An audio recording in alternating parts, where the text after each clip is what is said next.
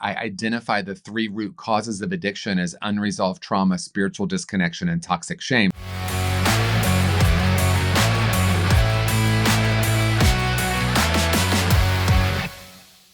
Hello, and welcome to the Mindset and Self-Mastery Show. I'm your host, Nick McGowan. Today on the show, we have TJ Woodward. TJ, how are you doing today? Doing well, Nick. I'm so looking forward to this conversation. Likewise. I'm excited to get into all the things we're going to talk about. So why don't you just get us started? Tell us what you do for a living and what's one thing most people don't know about you that's maybe a little odd or bizarre. Oh my gosh, odd or bizarre. I'll have to think about that for a moment. So I do a lot of different things. I mean, an author, I've written 3 books with a bunch of accompanying workbooks. I have the honor of really, I would say, a spiritual teacher, but also work a lot in behavioral health. I've created a modality of treatment called conscious recovery that helps people get down to the root causes of their addiction instead of just treating symptoms, and also not looking at themselves as broken. So if there's any through line with all of my work, it's that we actually come into the world as whole and complete beings, and that life is about returning to that, not about attaining something. So whether it's my book, Conscious Being, Conscious Recovery, Conscious Creation, that's the through line. It's really, there is this place within us that's unharmable and unharmed. So that's kind of that. And you know, I love to speak. I do podcasts, do a lot of different things, facilitate trainings, but my greatest passion is helping people do the deeper healing so they can remember who they really are. That's the bottom line. I don't know if this is a bizarre thing, but very rarely do I talk about it. But when I was young, like from 7 to 17, I sang in a very traditional men and boys choir and went and sang in England for the Archbishop of Canterbury, and like sang at Westminster Abbey and St. Paul's. So like I had that experience of being in this choir that was this very traditional. It was very outside of like life in my family. There's a lot of layers there, but that's something I rarely tell anyone. That's interesting. It's always interesting to me to find out how people got into a thing, but also to find out things like that was probably 10 different versions of you ago. You know, like so many different things that just people don't think about, or just, oh yeah, by the way, I forgot this whole thing happened. But how did you get into that if that was different than your family? Because my brain instantly went to, oh, was that part of your family? Were you guys just going to church constantly or what have you? Well, it's interesting. My dad did sing in that choir as well. But the reason I say it was different than my family is it was kind of like this, really a beautiful experience, honestly. Like a lot of people who I know have like some trauma around church, or maybe they didn't resonate with it. But for me, like that was the happiest place I was. Like the vibe there was so great, and singing really helped me come alive. And home life wasn't quite like that. You know, there was a lot going on. So if anything, strangely enough, that experience was sort of like my escape from the difficulties at home. And that was the beginning of a long pattern of escaping from things. Oh, man. Yeah. Oh, it's interesting because I've played in church bands. I played probably the better part of a decade playing lead guitar for different bands.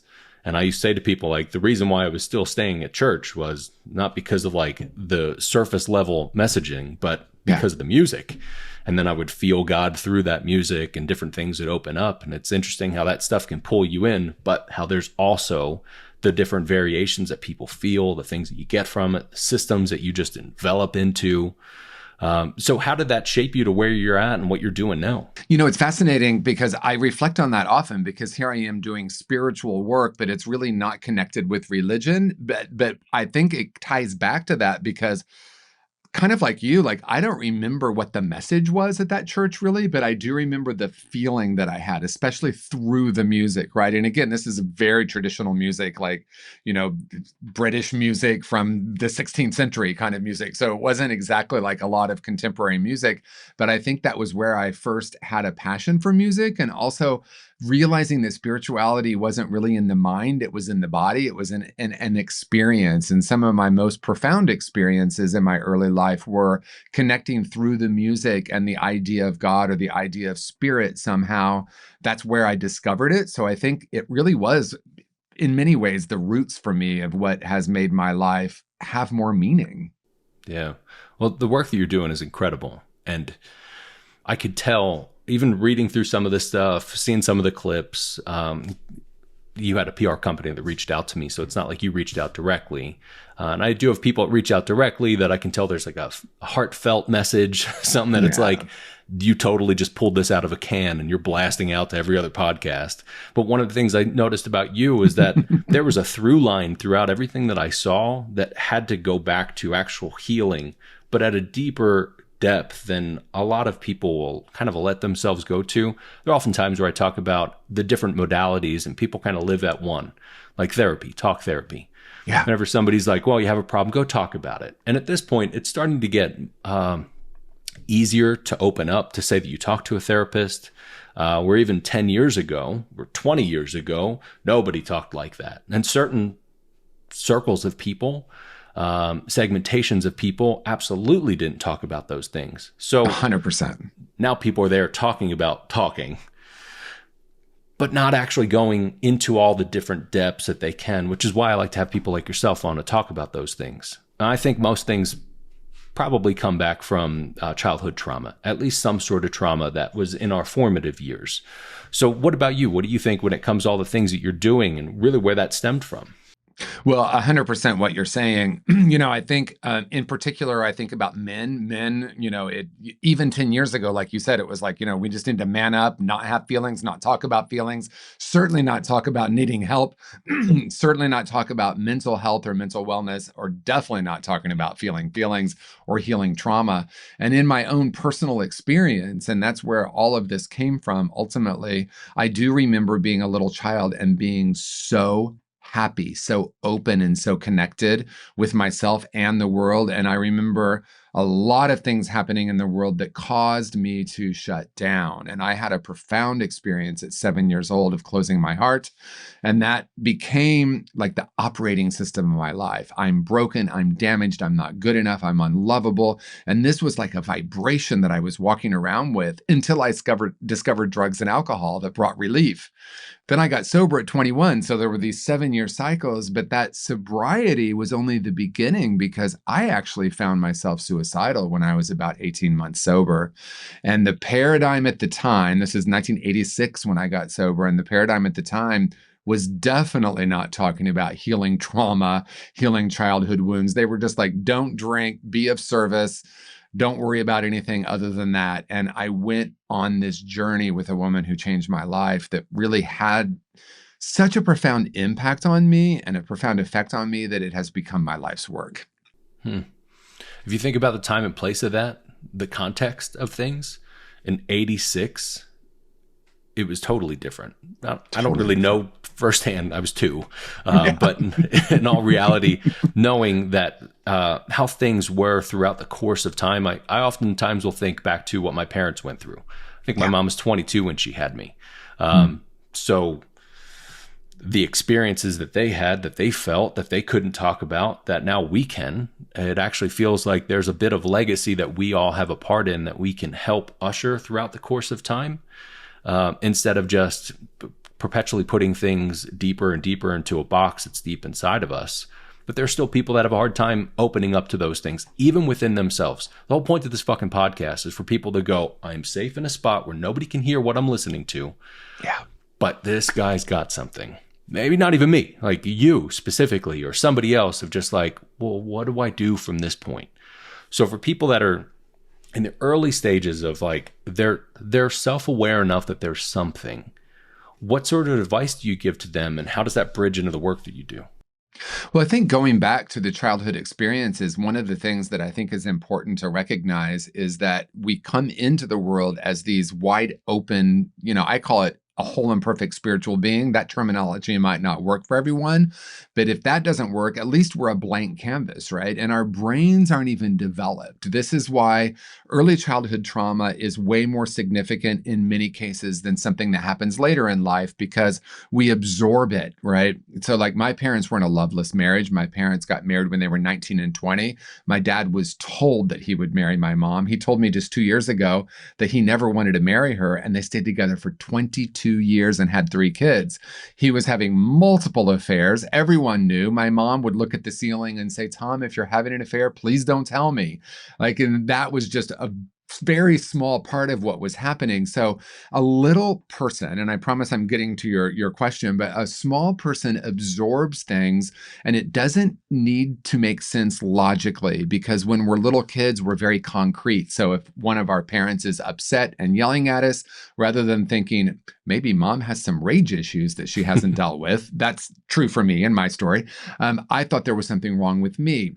And then we get into adulthood and we say things like, well, that couldn't have an impact. I mean, I remember I was on a show where I did a talk, and I was talking about how when I was in kindergarten, I couldn't tie my shoes, and how for some people that would be nothing. But for me, it was a dramatic shift in my awareness, because I remember everyone staring at me and me feeling really stupid. And a person in the comment said, come on, is this guy actually said, is this a Saturday Night Live skit? Is this guy saying he has addiction because he couldn't tie his shoes? So perhaps not that simple, but what I was pointing to is, at that moment, something that could seem so insignificant became a moment where I absorbed and decided, and then ultimately concretized into my unconscious this belief in my unworthiness. So yes, it actually did lead to addiction. And though these traumatic experiences can be something severe, or it can be something that seems insignificant to one person, but for another, it really isn't.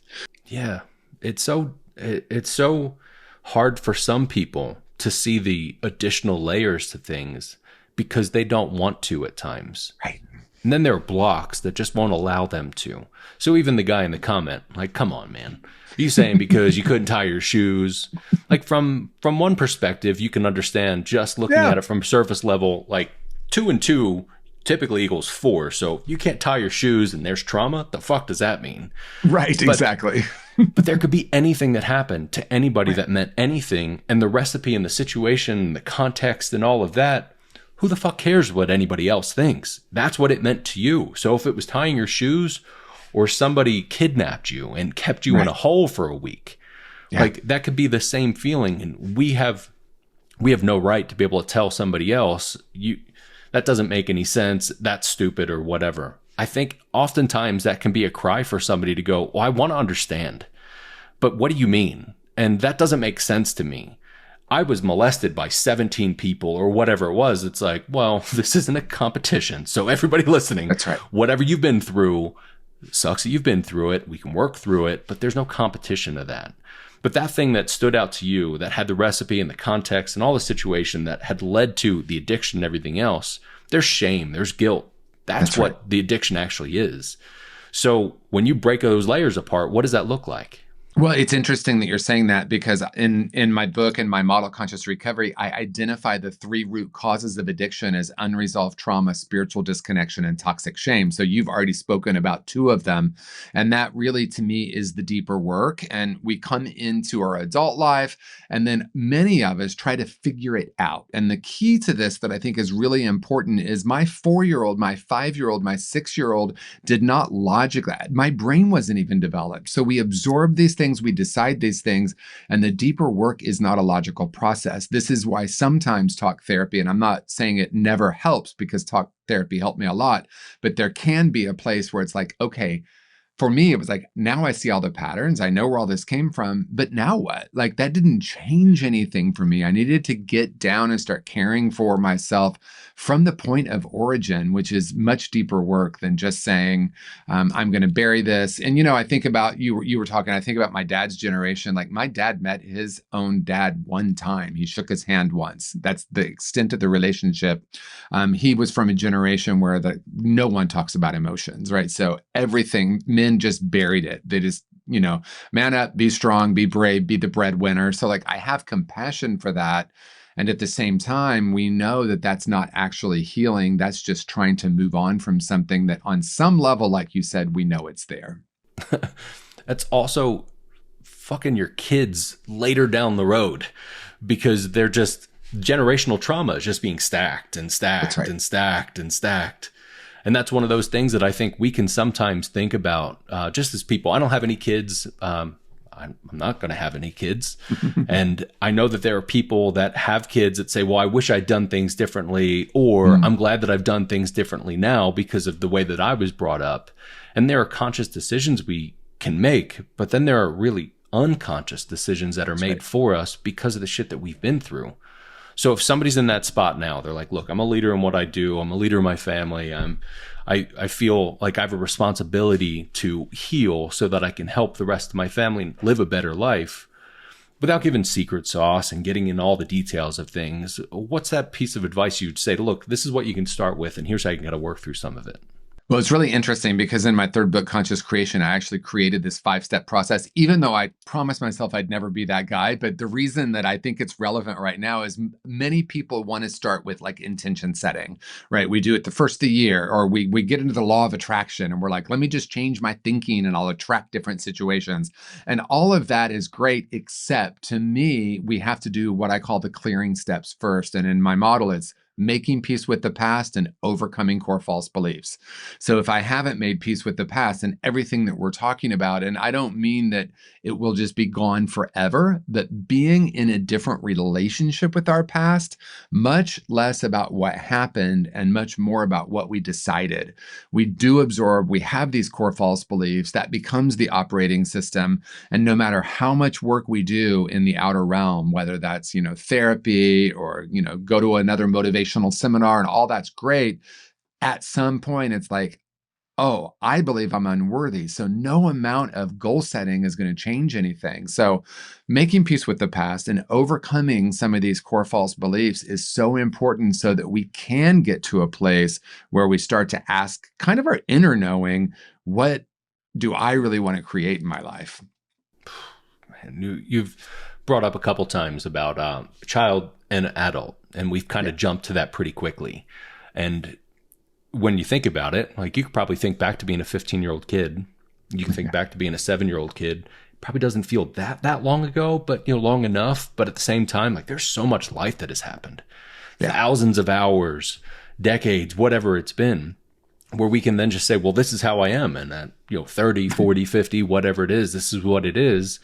And there's a lot of different stuff that's just like stacked in front of it. It's almost like a dirty filter and like an air conditioning or something. Like, there's just so much stuff that you can't actually get through it. So everybody has different core values or core wounds, and there are different flavors, but there are categories of these things. And when you look at those, how do you help people kind of self-diagnose of like, oh, well, this is how I get back to this? And the reason why I ask that is we can go, oh, well, this thing triggered me. Yeah. And then stop at that point and say, well, it made me upset. I got angry or whatever, or I didn't like that this thing happened. But there's like 15 other layers to get deeper and deeper and deeper to go, fuck, when I was a 6-year-old, this one thing happened that totally led me to believe that blah. So what are those steps you take people through for that? Well, I mean, I love everything you just said, and it's so important to kind of like lean in a little bit to me, because the analogy I use, like you use the filter, I use the lens, right? If there's a piece of lint on our lens, we are literally seeing it everywhere, and we think it's happening in the world. Now, it could be happening in the world, but you my favorite thing, trigger, right? We talk about triggers, and most of the time when we think about triggers, it's something outside of ourselves. She said something that upset me. My boss shouldn't act this way. My partner should be more available. For me, for a whole decade, is my mother should be more loving, right? All this externalization. But when we look at, rather than calling it a trigger, we say activation, the wound got touched. So you're asking, what are the steps? Awareness, awareness, and awareness, right? Because for most of us, it's in the unconscious. So we just project, right? We see that in politics. We see that, in rants on social media, right? Like, and if this person weren't in office, then I could be free. But then that person leaves office and there's a new person, right? So like, the pendulum swings and there's always someone or something outside of ourselves. So the intention here is to be aware, first of all, that I'm projecting, but only 100% of the time. Now, that can be a big pill for people to swallow, because they will say things like, yeah, but this is really happening in the world. Yes, it's happening, but I'm the one creating the meaning. And if I'm only focused on trying to change the world, which I tried my entire decade of my 20s, didn't go so well, or I can start to clear the lens and start asking these deeper questions. Oh yeah, there's I think there's systems problems too. Like we're raised to, this is what you should do. You should go to school. You should do this thing. You should look at life this way, etc. And then there are also the problems where people say, well, I don't know what to point at, but I think this person's the issue, or I think this system's the issue, or the other side's the issue, or whatever it is. And there are times where I think from different perspectives of talking to people from a business perspective, like, hey, I want to get new sales, or I want to bring in business, or whatever, or I want to have better conversations, or I want to understand how to help my clients better, or I want to work with my counselors better, or whatever that it is.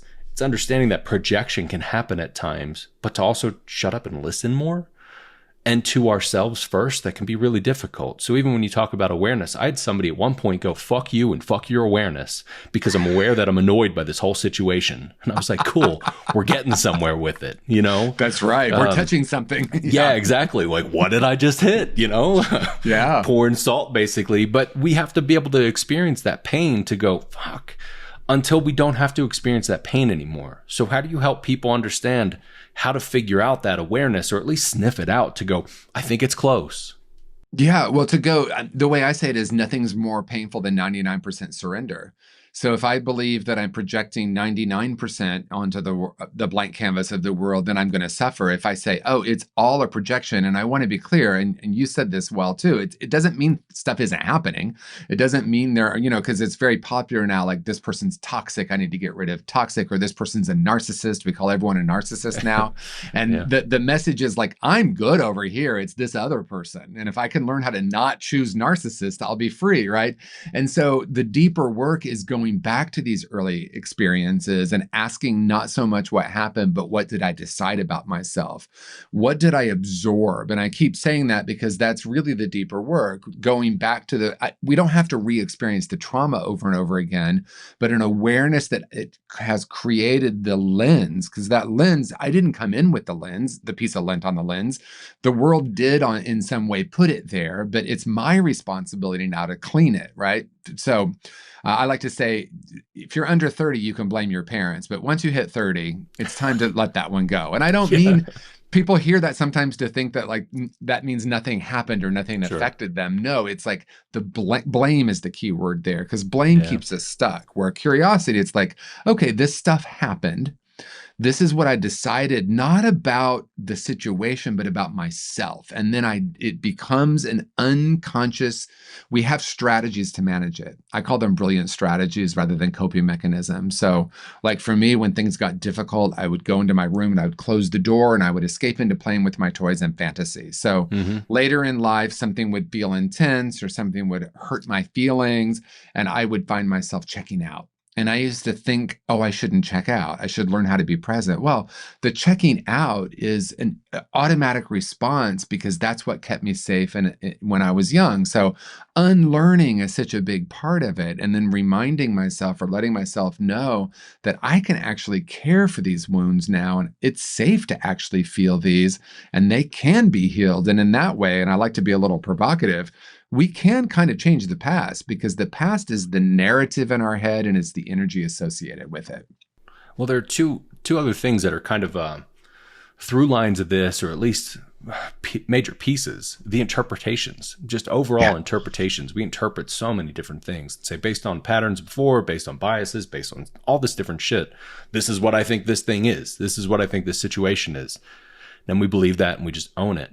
I read a book a couple of years ago by Tracy Goss, The Last Word on Power. Totally fucked me up and rocked my world, about our subconscious winning strategy and how we develop a strategy as a child to go, ooh, this is how I stay safe. This is how I stay loved. This is how I succeed. And then that just runs. It's the operating system. It just keeps running. And that awareness, I think, it's funny because I have conversations with people at times, like the more you're aware, the more you become aware. And then the more you're aware, the more you're fucking aware. That's why I say awareness. Yeah. Then it's like, oh my God, like there's just more and more and more. When does it end? Yeah, never. And that's kind of the good part of it. It's like, that's right. None of this ends, but we're also here. And I'm glad we got to this point. Yeah. You've talked about suicide. I was suicidal. I attempted a few times. I think most everybody has at least had the thought once. Maybe this is too much. I just don't want to be here anymore, or whatever. Yeah. And maybe there's some that aren't, and good on them. Everybody else has had some experience. I think there are certain pieces of this where we can look at those situations and say, well, I didn't want to be here. And now if I'm going to be here, let's fuck around and find out. Let's do whatever we can to just learn the most that we can and explore these things. So I'm glad that you brought up curiosity, because even if we just change the wording of it and go, well, I'm actually just curious. And when we think of curiosity, I'm sure all of us can go, oh, well, it's like kind of playful almost. Like, what's that thing? What does that do? And what do I do with it from here? So let's say somebody's self-aware and they're at the point where they're like, fuck you and your awareness, because I'm super aware. And they're trying to figure out, how do I get deeper and back behind those things? And that's where professionals come into play. That's where those frameworks do work. I'm glad that you pointed out you didn't want to be that guy, because there are people that are like, here's my 6 steps that only worked for this person and this archetype. And like, if you have any trauma in context, it doesn't matter. And that shit boggles my mind. But the fact that you figured something out that helps you, how does that relate to other people that maybe it doesn't work directly for them, but those components and those pieces can? Because I know you put a lot of work and effort into this. So like, what does that look like for those people that are like, I fucking get it, I'm self-aware, help me with the next steps? Yeah, well, I mean, the phrase ignorance is bliss, this is where this came from, right? Because when I'm not aware, in some ways it's easier. In some ways it's easier to blame the world for the conditions of my life. In some ways it's easier to blame my parents, even though I'm fully adulting now. But when we're aware, it can be more painful. And that was my experience. So like, I thought, oh, I'm going to be aware and suddenly I'm going to be free. No, I was aware. And then it was like, oh, this is really heavy. And I think maybe that's what happened when I was like 18 months sober, 21 or so, and like, oh, it's not the world, it's something about me. And it felt so heavy. And I felt like there's no way I could get through it. Right. And I met this woman, and I'm answering your question through my experience with her. She began to see something in me that I couldn't see in myself. And she would see me through the lens of my potential rather than my wounds. And I was living from my woundology, as my good friend Temple Hayes says, living from my woundology. Right. And I think the curiosity piece, I'll be practical for a moment. One practice that has changed my life, I call living in the question. It's just choosing a question that's open-ended and just asking myself that, right? So imagine, for example, let's say you lose your job. Rather than saying, why does this keep happening to me? Right? Which is, by the way, an open-ended question. So sure.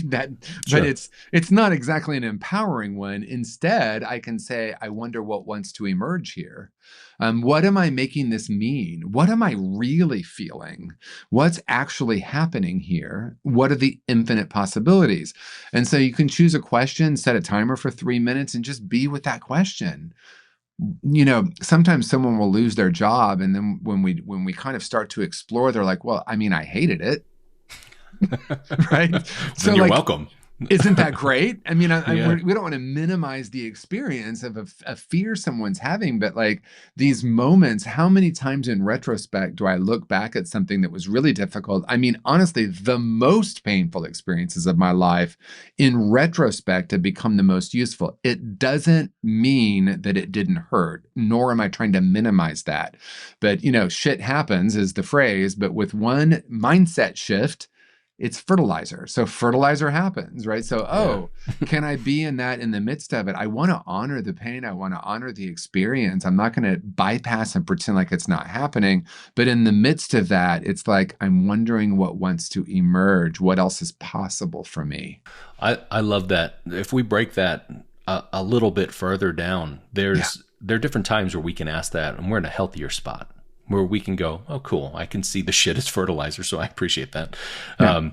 And being able to look at those things because you are not hurting from other things or other interpretations or whatever. So somebody loses their job and like 6 other things happen, like, whatever, just make up the craziness of the world, like your tire explodes, you drop your lunch, whatever. And you just keep adding these things on and saying, well, this is an interpretation. I interpret these things to mean whatever it means, where in all actuality, if you go even further back and go, I was just really upset with this thing, but I didn't like the job that I was in, and I really just don't know what to do right now. Great. Can we fucking start from there? Can we have the conversation from that point to be able to get to that? Again, the interpretations of it all, where we all just get stuck in those things and look at it and say, well, it must mean this, and we all want this pain. I don't actually believe people want the pain. I think they're just so used to it. Like when people say misery loves company and misery loves miserable company, it's easier and it's more familiar because that's what we're used to. So and I really appreciate you being on, where, for the people that are walking down this path and they're trying to figure this stuff out and they're taking those steps and they're like, I'm self-aware, I'm doing this, I hear what you're saying with these things. What's your advice for those people that are actively on their path towards self-mastery? There's always a deeper level, right? And you said it earlier, there's always another layer of awareness. So I remember one time asking myself the question, what have I not given myself permission to see? Like that question just blew my freaking mind. And like, I don't know where it came from. I just woke up with it. And so like, and then I modified it to be a little more positive, right? What else is there for me to know about this? And just to be in that curiosity, because once we've started the work, and I love what you said, because people will say, isn't healing trauma painful? And I'll say, yes, but the only thing more painful is not healing it. And I know because I did it for 20 years, right? I ran from it in many different ways, not just when I was, drinking or using drugs and alcohol, but well through my 20s and the outer projection and trying to change the world. And, my friend said, trying to change the outer conditions without doing the deeper work is like changing chairs on the Titanic, right? And so and my other friend says using affirmations without doing the deeper work is like putting icing on stale bread and calling it cake, right? So at some point, and usually, not always, but usually it comes through some major life event where we're like, oh, it's time to go deeper. Some of us just say, okay, is this all there is? Someone watching or listening right now might be the person that's like, I've succeeded. I've done everything that I wanted to do. I have reached this pinnacle, and I'm saying, is this all there is? When someone says to me, is this all there is? I think it's such a beautiful moment. And then with one small switch, what else is there for me to know? What's the next level of growth for me? These are questions that will invite us to go deeper and do and we keep saying the deeper work. So what does that actually mean? It's like realizing that the unconscious is running the show and beginning to be curious about that so that we can start to change the automatic responses and become more conscious. And in that way, it's very simple. Beautiful way to put that. And with that, TJ, it's been awesome having you on here. I appreciate your time today. Before I let you go, where can people find you and where can they connect with you? Well, thank you, Nick. And I've loved our conversation as well. So I really appreciate that. TJWoodward.com is the best. All my socials are there. And also, I post three times a day on Instagram as well, TJWoodward_. And you can find all my books and everything on my website. Awesome. Again, it's been a pleasure having you on. Thank you for your time. Thank you, Nick.